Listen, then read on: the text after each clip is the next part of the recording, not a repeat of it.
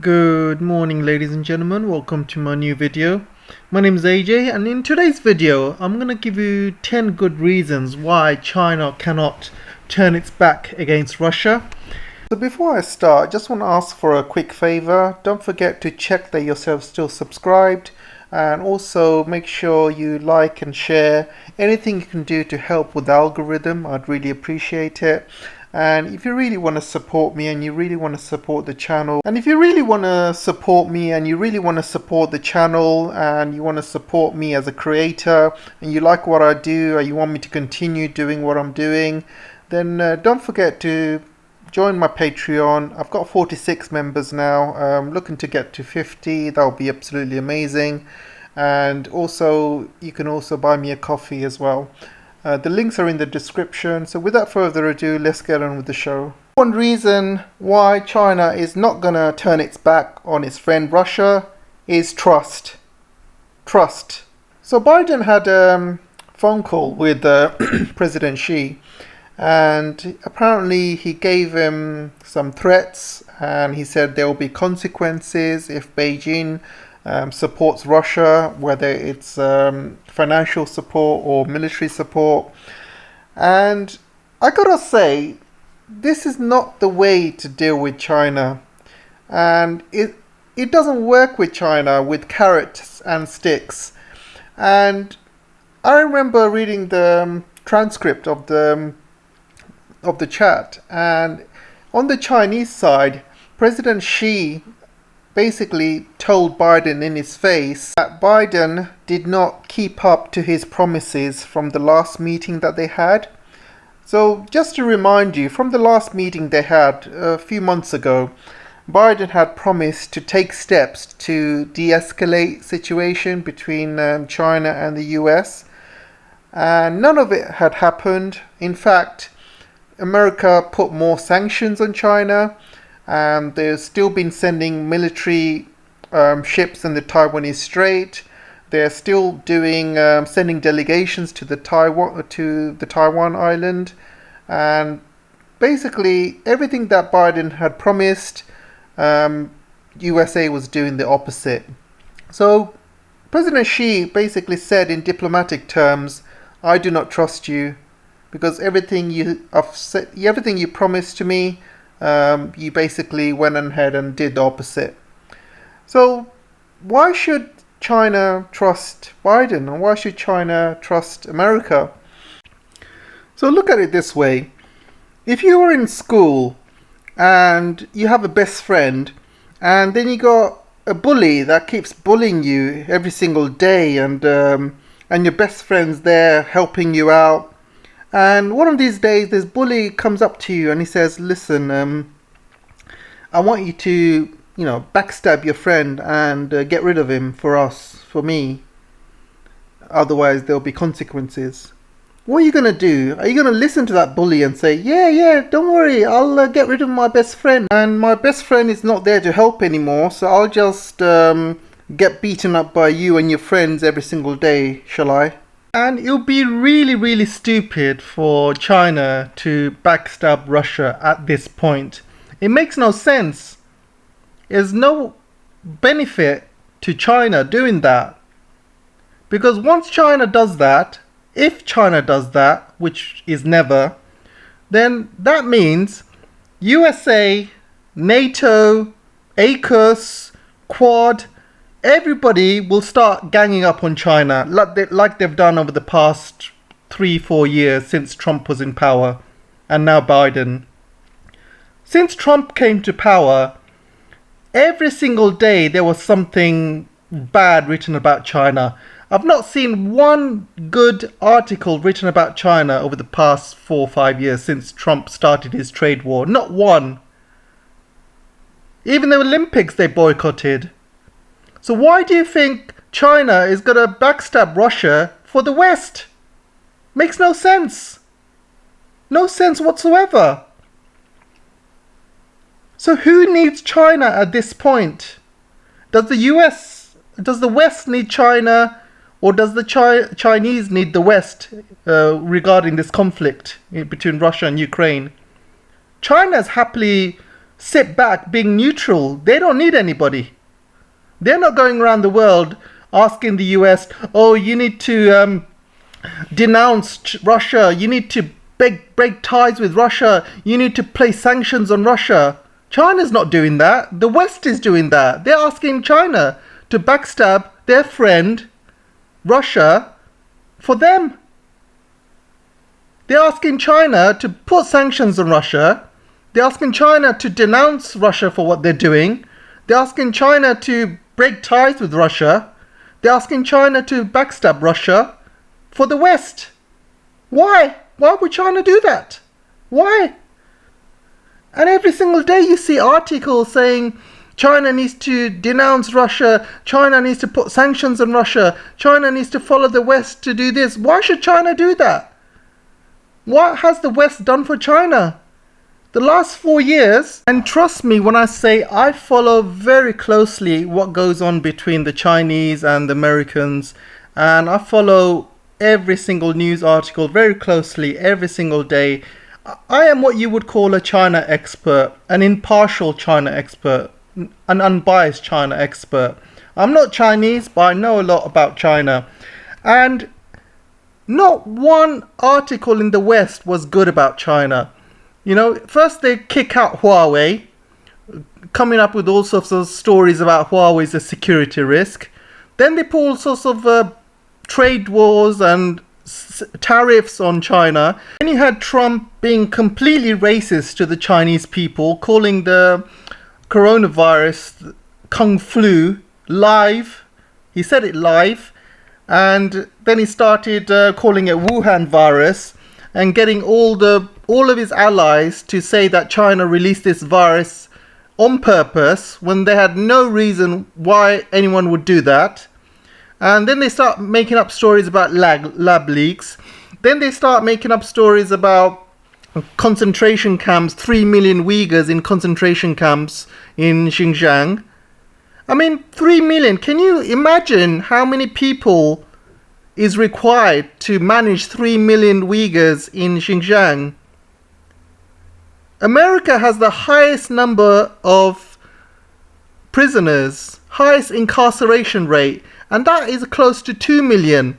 So can you imagine all of these prisons, all of these prison guards, all the amount of food that you need to feed these people with, and how are you going to hide 3 million people when the Uyghur population is 12 million? So you got a quarter of the Uyghur population held in concentration camps. So don't you think the other Uyghurs in Xinjiang will start running for their lives and running towards the borders? It's ridiculous, these claims, and how people come up with such claims. And let me tell you this. China has a really, really good record when it comes to coronavirus. They have a zero COVID policy, which means anybody that gets the virus, you know, they clamp down this whole city if they have to, just to contain it. So if they hated the Uyghurs so much, wouldn't it be a good idea not to bother with any coronavirus zero COVID stuff in Xinjiang and just focus on their Han Chinese people? If you look at the records, you know, hardly anyone in Xinjiang died. The zero COVID policy is everywhere, all over China. So it doesn't make any sense. The point I'm saying is, if they didn't care about Uyghur people, why would they have zero COVID policy in Xinjiang? China cares about all its people.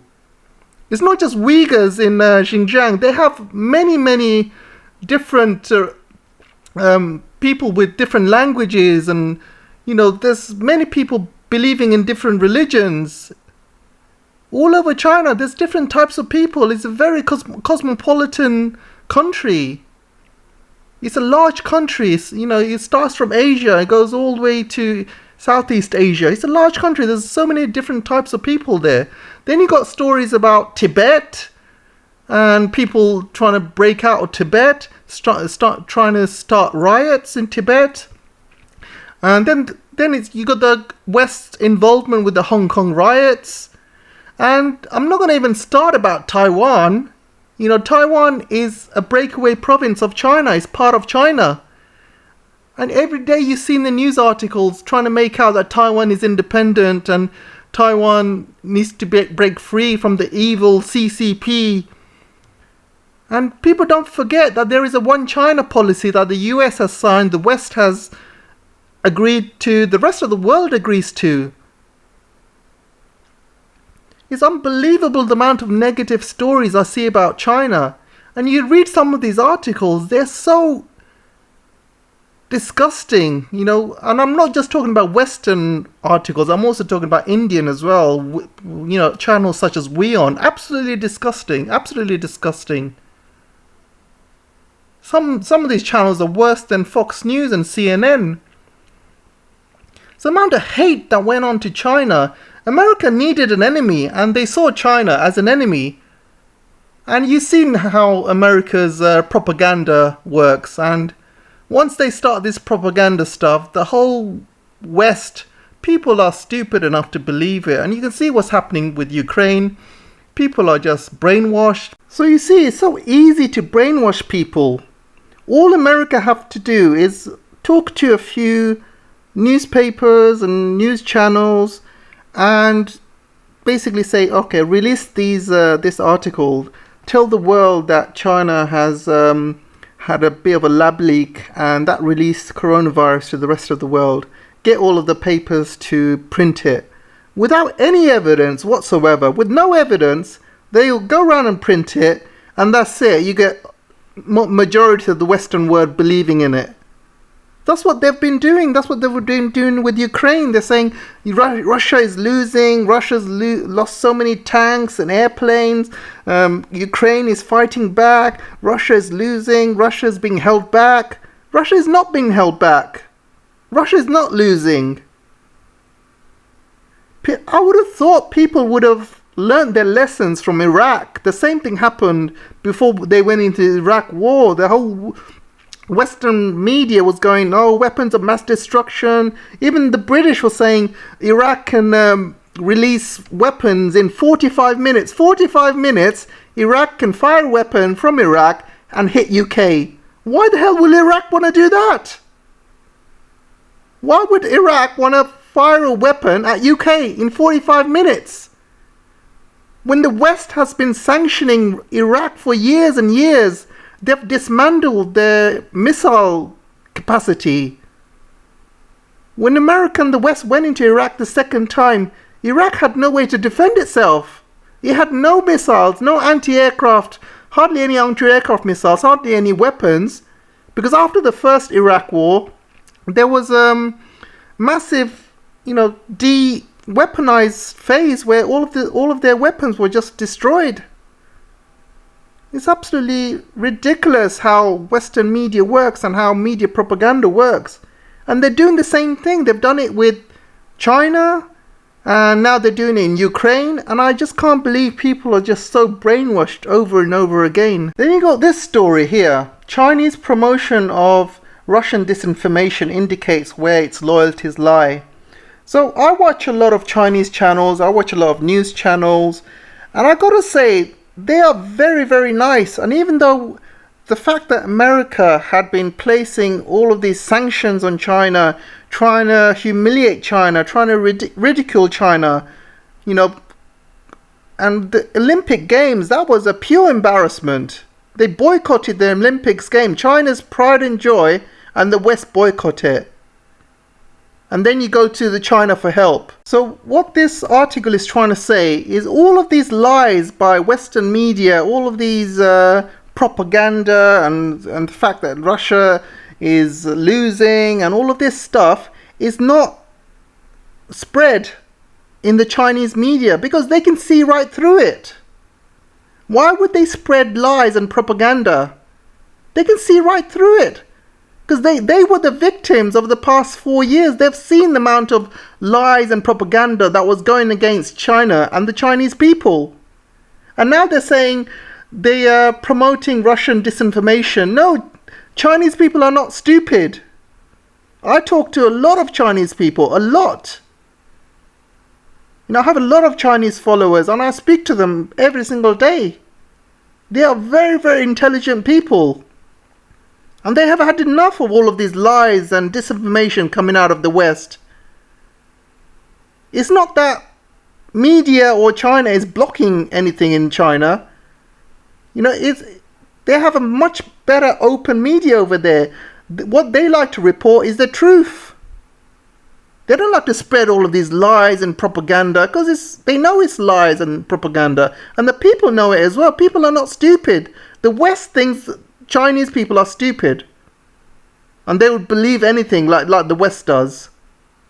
No! The Chinese are some of the most intelligent people I've ever spoken to. They have got it completely wrong. Not only against China, Chinese media, but also about Chinese people. And they have been underestimating China for years. They think whatever they say and do, China will say, yes, master, whatever you want, master, like a slave. It comes down to the imperialistic days when the West used to tell China what to do and where to go. But it's not like that anymore. China's risen up. China's not going to listen to the West anymore. And because they don't, the West can't take it. They absolutely can't take it. And you see all of these articles everywhere about China needs to renounce Russia's invasion. China needs to do this. China needs to do that. Why should China do that? Why should they listen to you? You've humiliated them so much over the past few years. Absolutely humiliated them. I'm not Chinese, but I've seen the articles that are coming out every single day. Every day. And it's only like a few months ago when you boycotted China's Olympics. So why would China listen to anything that the West says? Why would China go along with anything the West says? And let me tell you something. This war between Russia and Ukraine, who do you think caused it? It was caused because of NATO. NATO caused it and the United States caused it. They are the sole people who are responsible. If NATO had said, okay, we understand Russia's security concerns, we're not going to add Ukraine to NATO, so let's kind of talk about this diplomatically, that would have done it. That would have solved the issue. But NATO pushed this war, Americans pushed this war. And now because America and all its allies have placed all of these sanctions on Russia, they're thinking, oh man, what the hell have we done? We've not only sanctioned Russia, we've sanctioned ourselves. We're gonna ruin our own economy, especially the Europeans. They must be sitting at home, sleeping in their beds and staring at the ceiling, thinking, what the hell have they done? Because they've placed all of these sanctions on Russia, they're gonna ruin their own economy, and they want China to be involved as well. They want to ruin China's economy. But China's too clever for that. They're like, nope, sorry, you put yourselves in that situation. Don't ask us for help after everything you've done. The reason why China is not going to turn its back on Russia is to counter US hegemony. So I don't know if many of you remember, but a few months ago, Russia and China released a joint statement. And in that statement, they described how they were going to create a new world order based on international rules, not America's rule-based order. And they were completely against what America's doing in terms of throwing democracy around the world, ignoring countries with human rights abuses, which are their friends, but any country which does do human rights abuses, they will say they are a democracy and they are a friend of US and they'll be ignored. But any country which is not a friend of the US gets sanctioned, they make up stories about human rights, and that country gets isolated or even attacked. So they have seen America's actions over the past 100 years, all of the wars that they have been involved in, the the way the world is right now, and Russia and China agree that they have had enough of it. So they created this joint statement how they're going to work together, counter the US hegemony, and create a new world order. And they put a lot of effort and a lot of work into planning this, into how they're going to do it. It's a long-term project. It's not something that can be done in weeks or months or years even. It could take decades. But China and Russia are going to be working on this plan together long-term. So it doesn't make any sense whatsoever for China to stab its friend in the back right now and destroy this plan. Because once China turns its back on Russia, Russia's going to be severely impacted with the sanctions. Because one of the things Russia is not being impacted right now is because even though Europeans and Americans have placed sanctions on Russia, China has not placed any sanctions on Russia. So Russia will continue doing the same trade with China and the same trade with India. Plus, they will do more trade with the trade that Europeans and Americans have lost with China and with India and with the rest of the world. So Russia's not going to lose long term. In fact, Russia's going to win long term. And they know that. So if China puts sanctions on Russia, that would be the end of Russia, because they can't sell their products to China, they can't buy products from China, and they will completely collapse. And that's what the US wanted. And if Russia collapses, that's it. Basically China's going to be back in America's crosshairs again, and you will see America and its allies start putting lots of negative things about China every single day, and they will take out China piece by piece, piece by piece. Right now, China and Russia together are very strong, economically, militarily, and the West know that. And they will do whatever they can to split that relationship. And they know that there is a new world order coming, and they will try and break that new world order at any cost.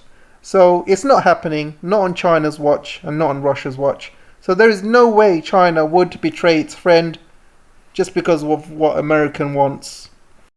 Number 3, the 100-year humiliation.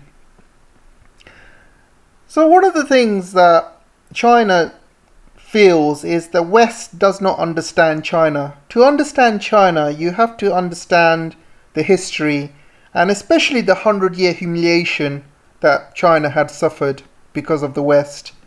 So those who don't know what the 100-year humiliation is when the British West at the time started 2 opium wars with China, took over Hong Kong by force. There was no democracy in Hong Kong. The British took it over. Hundreds and thousands of Chinese were killed. The British marched into the Summer Palace and completely burnt it to the ground. And the Summer Palace is very, very, very upsetting to a lot of Chinese people, because that palace was the most beautiful palace in China at the time. The British basically burnt it to the ground. They stole loads of treasures. So many people died of famine as well. China had also suffered from civil wars. They also had suffered from occupation from Japan. And then also there's the Taiwan issue as well. And China went through a lot in that 100 years, and that's why they call it the 100-year humiliation. Fortunately for China, they have risen from that 100-year humiliation, and they have risen with a lot of strength. And there's a saying that what doesn't kill you makes you stronger. So you have a new generation of Chinese people who have grown up from that 100-year humiliation. They have grown up much stronger, much wiser. And this is the reason why China is excelling in every field out there. And this is why they want to become self-dependent. And this is why they are building up their military, because they want to make sure this 100-year humiliation never ever happens again. And the cause of the 100-year humiliation is down to the West. And China blames the West completely for that. And they will never forget it. And even to this day, they feel like they are still being humiliated. Every single day they are being humiliated.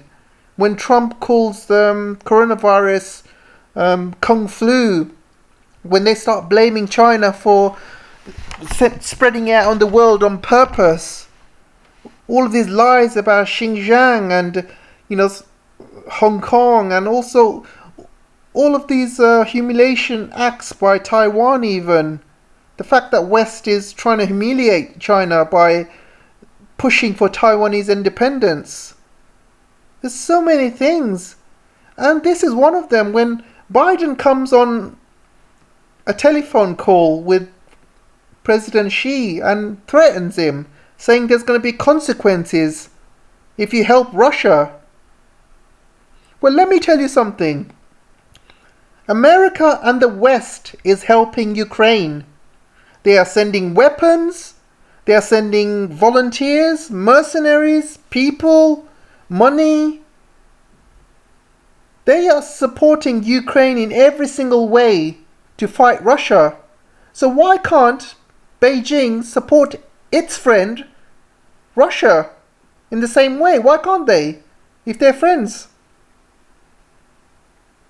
If it was a war between UK and Ukraine, you can guarantee that America would help UK win that war.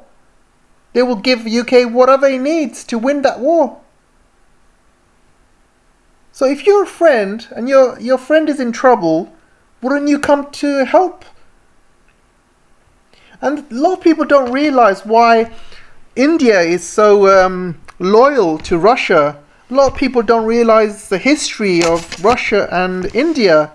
At the time when Bangladesh was having a war with Pakistan, and Pakistan was destroying Bangladesh to the ground, Bangladesh was very, very inferior compared to Pakistan. At the time, Pakistan was a very, very Western nation. It had a lot of friends in the West, including America, including Europe, and it had a lot of friends, including China even at the time.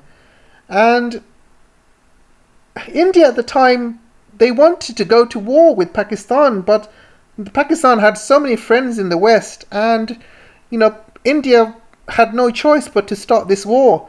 And then what did America do? America started sending ships to the Indian coast, submarines, even other Western countries joined in as well. And India sent out an SOS to the rest of the world saying, we need help. No country came to help India except Russia, or Soviet Union at the time.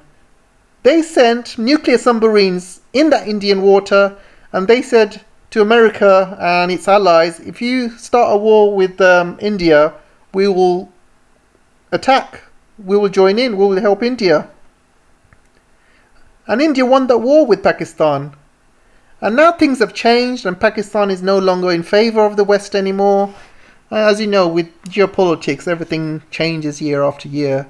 But India has never forgotten that time when Russia came to help India.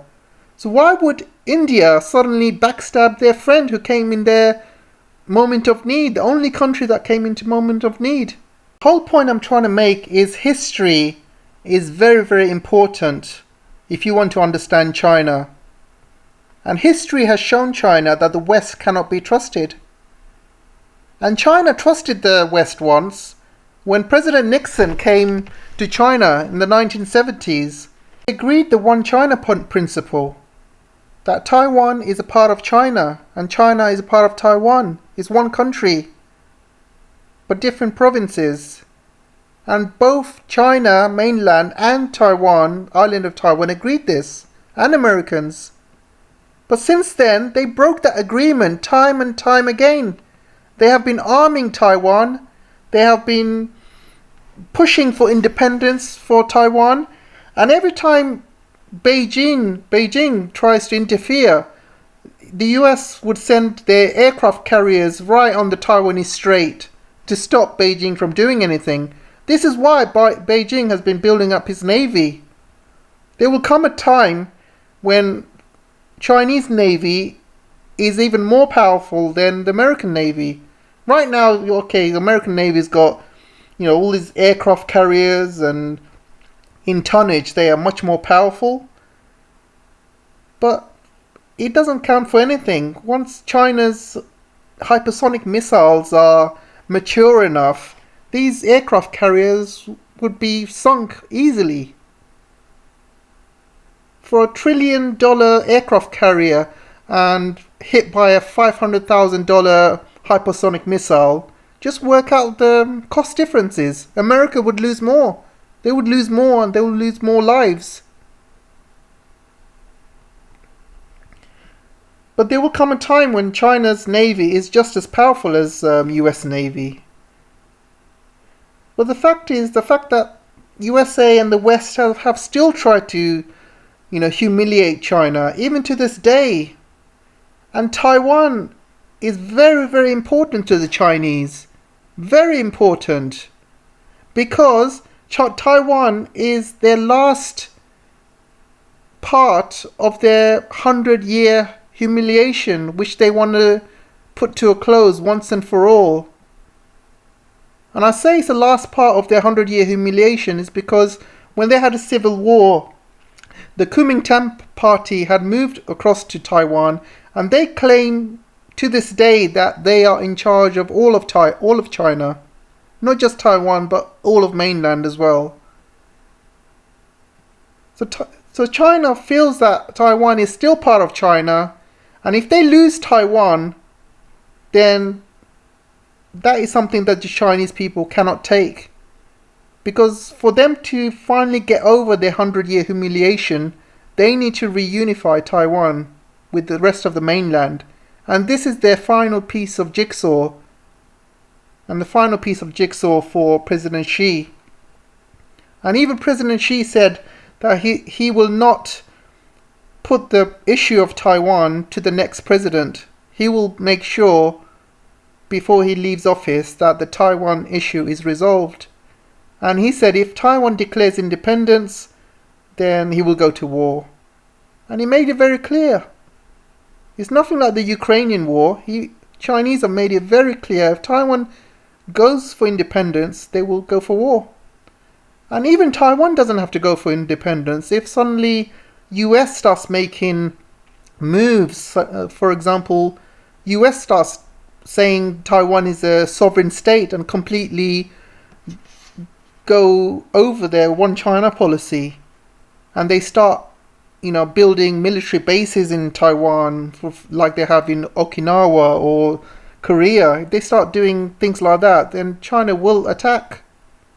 They will go to war. And the Chinese people do understand that huge sacrifice. China will probably, in terms of economy, will probably destroy itself by attacking Taiwan. Because America and the West will place exactly the same sanctions on China. But fortunately, they will also sanction themselves as well. It's not just China that's going to be affected. The rest of the world is going to be affected. But they're not worried about that. The only worry for China is a lot of the new generation are single kids. Because of the one China policy, a lot of parents have only one child. So if your only child dies in war, you can't, spread your family anymore. Your generation is dead. That's the main worry for the Chinese. But a lot of parents have come forward and said, if the Taiwan declares independence, I will gladly send my only child to war, and it's a sacrifice worth taking. Not just, even if it ends my generation, for the future generation of all of China, including Taiwan, is for the best. And that's what a lot of parents are saying. They would gladly sacrifice their one child to reunify Taiwan. So it's very, very important to China. It's the most important issue. See, to understand China, you have to understand the 100-year humiliation and why they make decisions like they are making. So there is no way they will backstab their friend for the West. Because they know one day the West will gang up on China. And this time China's not going to have their friend Russia to help them. They'll be all alone. So it makes no sense for them to stab Russia in the back. No sense whatsoever. So it's not going to happen. Number 4, security. China is completely surrounded by the first island chain. You got US allies everywhere, including Japan, South Korea, Philippines, even Singapore. And China needs Russia for security, because you also got American allies like AUKUS, which is Britain and Australia, and you've also got the Quad, and then you got NATO saying they're going to expand eastwards and China is a threat. So China's got a threat coming from all angles, from all over the world. So if China was by itself, it would be isolated, and America and its allies would take pieces off China bit by bit. And if there was a war, they would be attacked on all corners, on all fronts. So China and Russia gives China a huge buffer. Russia offers China so much protection than what the West realizes. First of all, Russia's got 6,000 nuclear weapons. And if America or the West decide to throw any nuclear weapons at China, China would be covered by Russian nuclear umbrella as well. So they would do everything they can to protect China from any nuclear attacks. Second, if there was a war in the Taiwanese Strait and the rest of the West get together and block off all of China's trade access points, I'm talking about the Malacca Strait and the choke points in the Middle East, and China would be forced to only trade using the roads. So Russia would be able to provide China with all the raw materials, oil, everything that China needs to carry on fighting. Because one of the reasons Japan failed in its war in the Second World War is because America had completely choked Japan up to the point where Japan could not import any oil. It had run out of oil, it had run out of raw materials, and it had no choice but to surrender, because America and its allies had pretty much choked Japan. And China has looked at this and it's not going to allow anything like this. So one of the reasons why the BRI scheme was built was because if America decides to choke China of all of its trade routes, and China is one of the biggest importers of oil, gas, and raw materials, food, then China would be heavily impacted. So the BRI scheme is basically allows China to transport oil, gas along the road. It doesn't need to go through the sea, and Russia is a big part of that. And if China decides to stab Russia in the back, they will pretty much lose most of the BRI, because most of the BRI goes through Russia, or Russia's involved with some of the Central Asian countries. So it doesn't make any sense why China would stab Russia in the back. And any reporter or anybody in the West that think China would do so, they just don't know their geopolitics, they don't know their history, they don't know anything about the world. They probably don't even know their geography. Also, Russia's got a massive port in Vladivostok, which is next to North Korea and also next to China. And if any help is required by China, Russia would be able to send a lot of ships from Vladivostok to help China in the time of need. And they would keep people like Japan busy, because right now there are border issues between Japan and Russia. So any involvement in the Taiwanese Strait, and if Japan thinks it can get involved in the war with China, it will have to think about Russia as well, because Russia is right on its doorstep. And also it will stop other countries from joining as well, countries like Philippines, Singapore, Korea, which are very big US allies. But if a war ever came and push comes to shove and US says you gotta be involved, these countries will look at China and they will look at Russia and think, I don't think so, mate. I don't want you to use us as guinea pigs while you guys are all the way there in another continent while we're the ones getting bombed. I don't think so. So these countries will think twice before joining in any war in the Taiwanese Strait. So it's very important for Russia to be part of Chinese security alignment. And the partnership between the two goes way beyond economic sense. It goes beyond military sense as well. What they are beyond allies.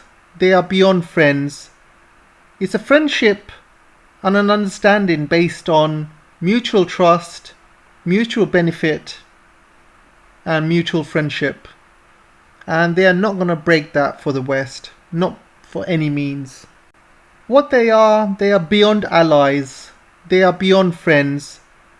It's a friendship and an understanding based on mutual trust, mutual benefit, and mutual friendship. And they are not going to break that for the West, not for any means. Number 5, BRI. So China and Russia are heavily involved in China's BRI project. There is a railway line that goes from China through Russia into Europe, and there's also railway lines, pipelines, roads going from China through to Russia, through Central Asia. And a lot of these countries in Central Asia are also have heavily Russian influence as well, so China needs their help for that. And the most important thing, they need Russia's help for the Arctic sea route. So once the global warming starts melting a lot of ice caps around the Arctic, there will be a new route coming to fruition, and Russia is going to be the main country that has that's going to have control over that route. They will have loads of ports set up, military as well, installations, and China is working with Russia, setting up also other ports as well. They're going to be working together in the Arctic route. They're going to be working together in the BRI land routes as well, the sea routes. So they have trillions and trillions dollars worth of investments together working on the BRI, and they are not going to destroy that dream just to make the West happy. They are not going to do that. 6. Military and civilian projects. So China and Russia, believe it or not, have got over hundreds of billions worth of projects they're working together on. And it goes from military, they're working on nuclear subs together, they're working on joint helicopters together, they're working on joint ships together, working on joint missiles as well. And their military is going to be compatible with each other. They have been doing military drills on a regular basis. Russian military personnel have been checking up on Chinese technology and vice versa, and they are finding ways to coordinate with each other and make it interoperable with each other as well. The same way that the West, NATO and the US military kind of joins together and they're all linked. For example, radar systems, and they basically work with each other. It doesn't matter whether it's a European model or a US model. It'll work the same way, and they can link with each other, communicate with each other, for example. So the same way Russia and Chinese militaries are linking up together as well. They're also having a lot of projects in terms of civilian projects. They're building brand new airlines together, which is going to be out by 2025. They're also building nuclear power stations in China, working on that together. There are many joint projects, and it's not going to destroy all of these projects. It's working with Russia just because the US says to turn its back on Russia. It's not going to do that. And USA must think Chinese are going to be really stupid if they do. Realistically, it's not going to happen. Number 7, Taiwan. So I've briefly mentioned Taiwan before, but it needed its own subject because if there is a war happening in the Taiwanese Strait between mainland China and the island of Taiwan, China will heavily require Russia's help. Number one, they will need help militarily, just just to basically keep countries like Japan, South Korea, Philippines, and Singapore, put them off from joining the American-led war.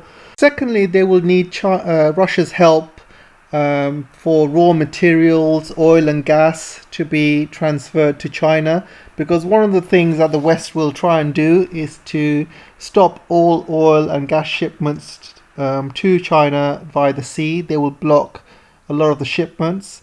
They did that with Japan in World War II, but China has other options. It has land links with Russia, so hopefully Russia can supply China with all the oil and gas that it needs. Thirdly, and which is very important, not a lot of people realize this, but they need Russia's help for a nuclear deterrence. So there's a big chance that if there is a war that happens between China and the United States, it could easily escalate to a nuclear war.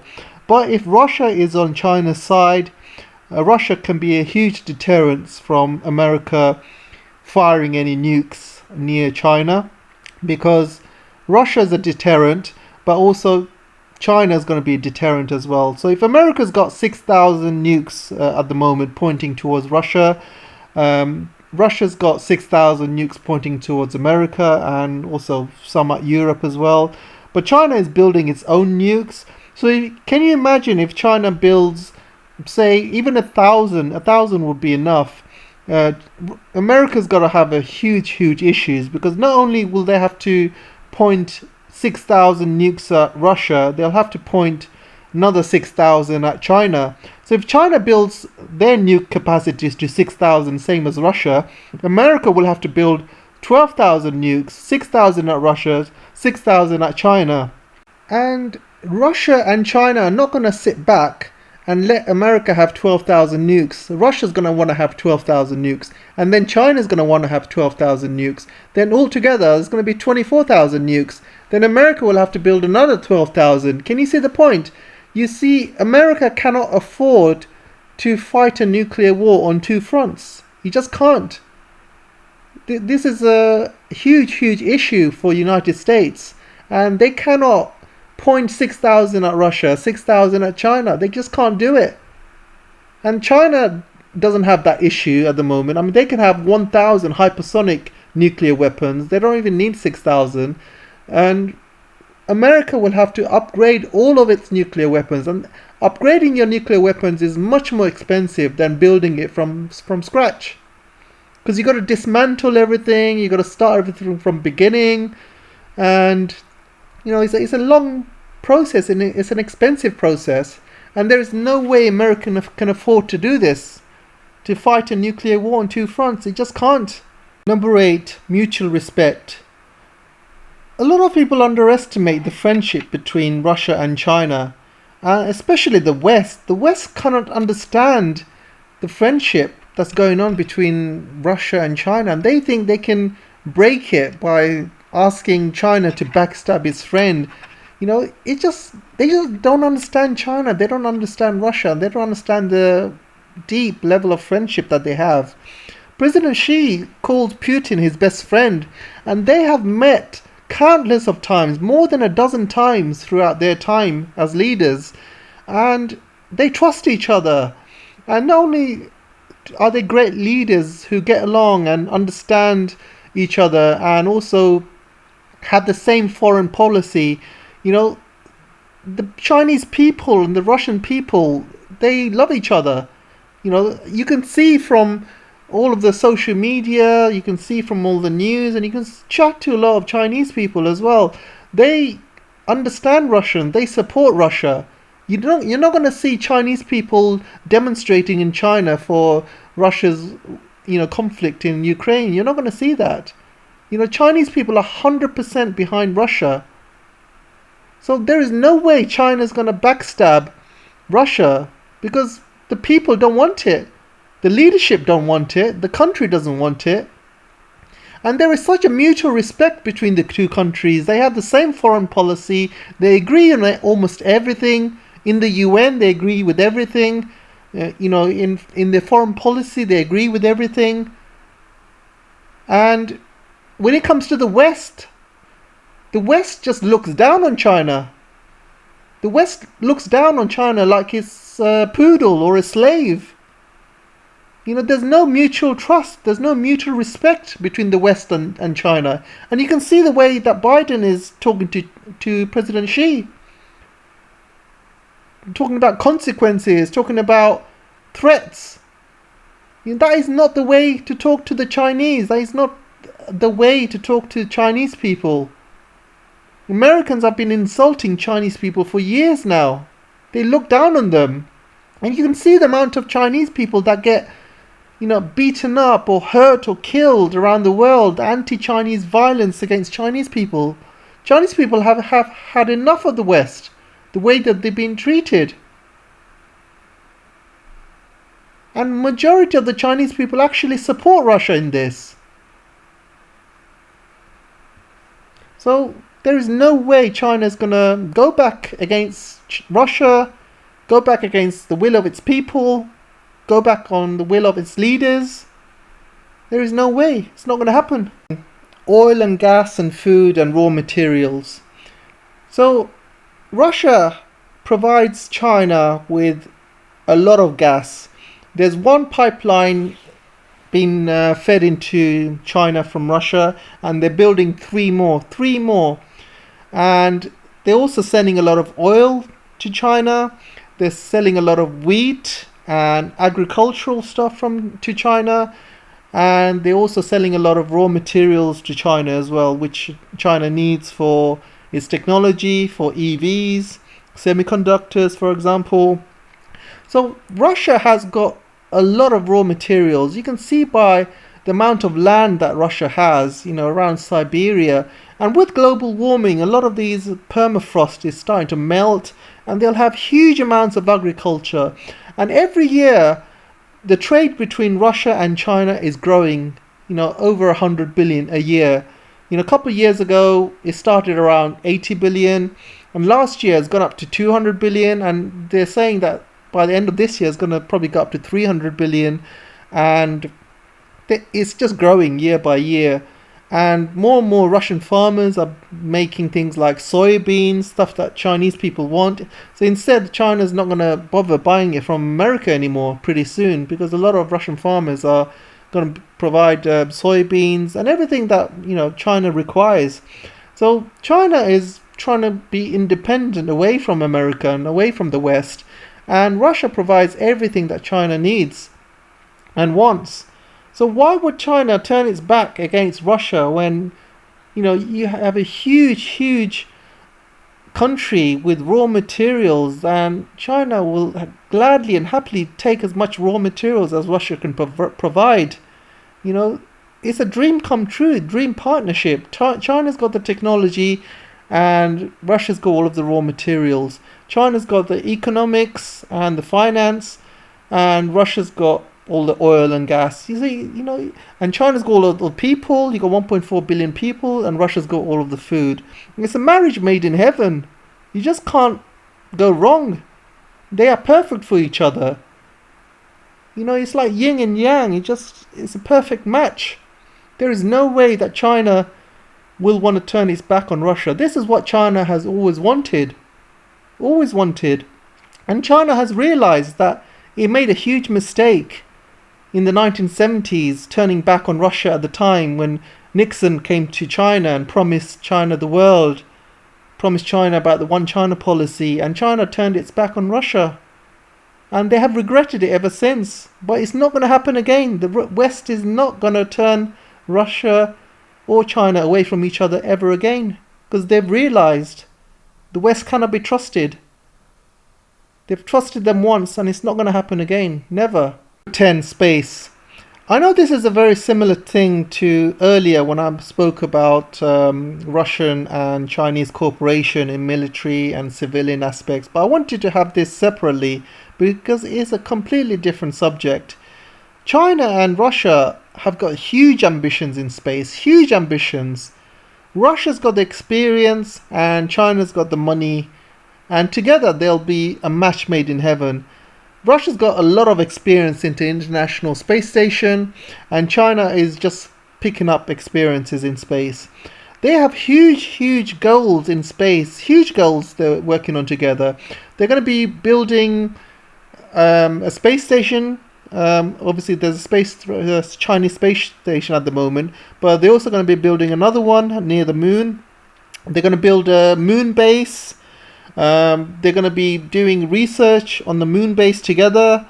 They're also going to be looking at mining the moon, and there's huge amounts of mining potential in the moon and space and beyond. You know, there's a huge world out there, and China and Russia will be working on this together, and it's an amazing project because, you know, a lot of materials you cannot get from Earth, you can get from space. I'm talking about helium-3 and many different isotopes of hydrogen, even, you know, uranium, and you can get lots of rare earth minerals as well, not just from the moon but from asteroids and comets. And, you know, they'll be working on this together. So rather than, you know, mining on the Earth and, you know, raising the pollution, CO2, you can actually mine for these chemicals and materials and raw materials in space, in the moon and asteroids and beyond. And, you know, it's a way to grow the human race and human civilization, go to different worlds, go to Mars even in the future, and go beyond that. And they'll be working on this together and building up technologies for space, building up the next generation of spacecrafts. And it's a very, very exciting time. And the only two people who have signed up for this is Russia and China. And they're going to be doing this together. The West have not gone along with it. The West has got its own moon mission, obviously, but that looks like it's going to be delayed. There's also budget issues. There's also issues with SpaceX as well, and Blue Origin, which is who have been taking SpaceX and NASA to court. So there's a lot of red tape when it comes to the West, but China is going ahead and doing it. You know, China has built a space station in record time.